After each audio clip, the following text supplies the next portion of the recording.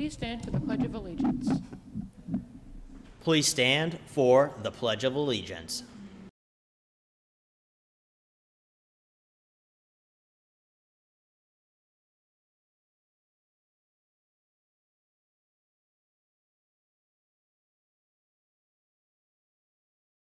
I pledge allegiance to the flag of the United States of America and to the republic for which it stands, one nation, under God, indivisible, with liberty and justice for all.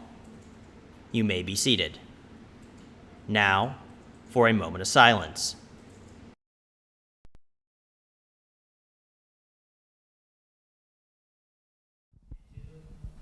Good morning, Mariner Nation. I'm Easton, And I'm Aubrey. and you're watching TV. Attention Mariners, last Thursday, the Queen passed away at 95 years old.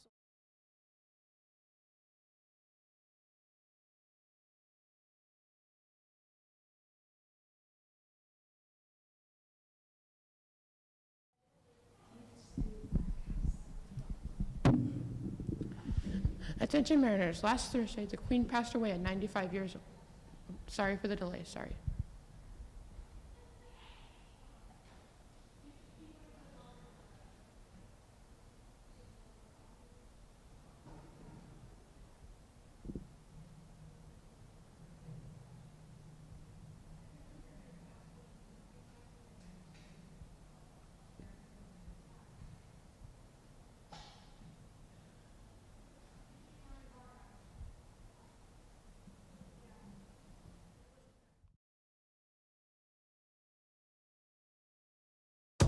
Queen Elizabeth II has been alive for more than 95 years, and she's held the crown for more than half of that, making her the longest reigning monarch in the history of the world.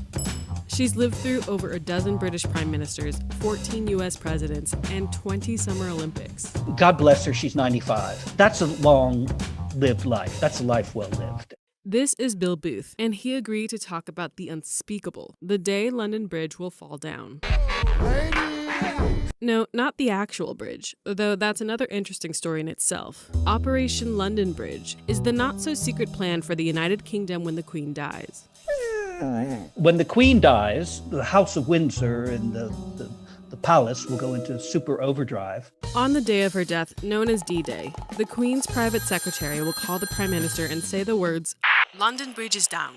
The news will then go out to the 15 governments where the Queen is also the head of state. After that, the 38 other nations of the Commonwealth will know. A news flash will be sent to the UK Press Association and media all over the world. At the BBC, an alarm for national emergencies will be activated. It's so rarely used that many of their staff don't even know what it sounds like. You've seen it? No. All of their anchors will wear black, and their usual red logo will go black as well. At the same time, a man dressed in black will hang a sign on the gate outside Buckingham Palace. The royals' website will also sport the same message, whatever that ends up being. All the flags will be lowered to half-staff, and bells will toll. Immediately after her passing, her son Charles will unofficially become king. He'll make his first speech as head of state that evening. This is the plan if she dies in London, but no need to fret. If she passes elsewhere, they've still got it planned out to a T. The day after the Queen's death, the flags will be raised again, and at 11 a.m. sharp, Charles will officially become king.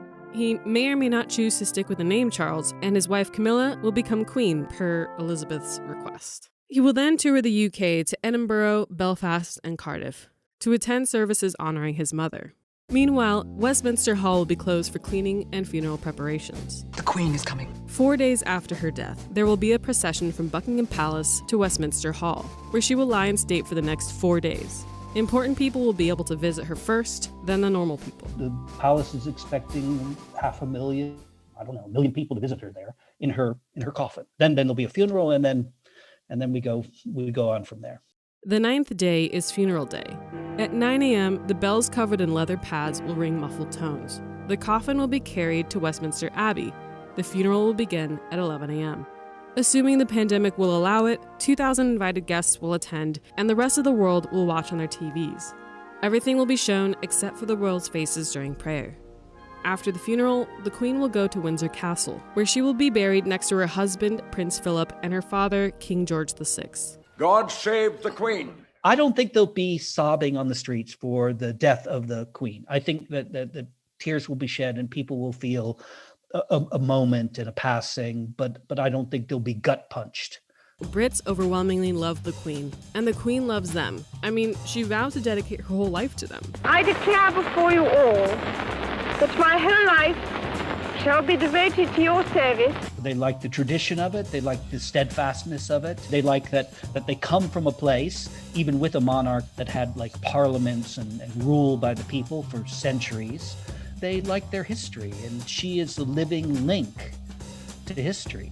Look, change is hard, and no one is looking forward to this day, no matter how inevitable it is. But one thing's for sure. It'll just be a phenomenal 10 days of pomp and circumstance. I mean, they've designed it that way, and that is the genius of this House of Windsor and this monarchy, right? That they know how to put on a good show.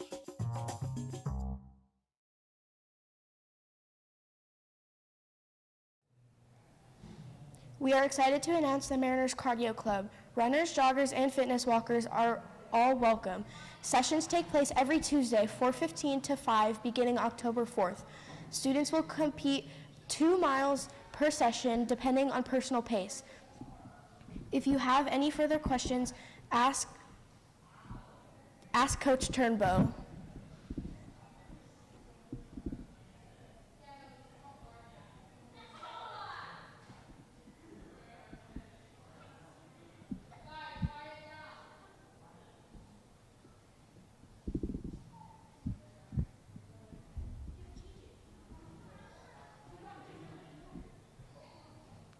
Recycling Club will begin every Friday after school until 5 p.m.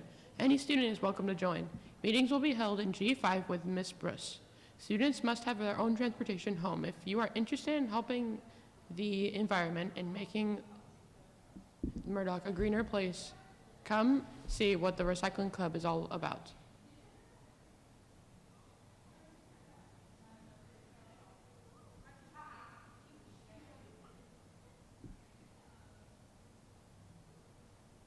Mariners, this Thursday is the second home game of the season. Be sure to come out. You don't want to miss it. Also, be sure to bring money for drinks, snacks, and awesome Mariner gear.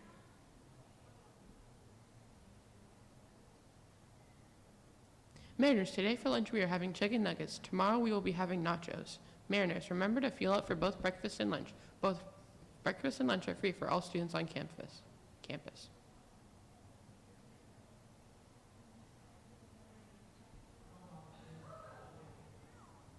Teachers, at this time, please check for dress code and send any students to the office that have been dress coded. Students, at this time, please make sure your phones are off and placed away in your backpacks. That's all for this edition of Mariner. Every month, our school social worker, Ms. Edwards, does a bulletin board to promote character education and positivity amongst our students. September is National Attendance Awareness Month. So this month's bulletin board is focusing on promoting attendance and its importance amongst students. The percentages you see on the board represent the percentage present amongst each grade. Every week, Ms. Edwards will update the board for the current percentage.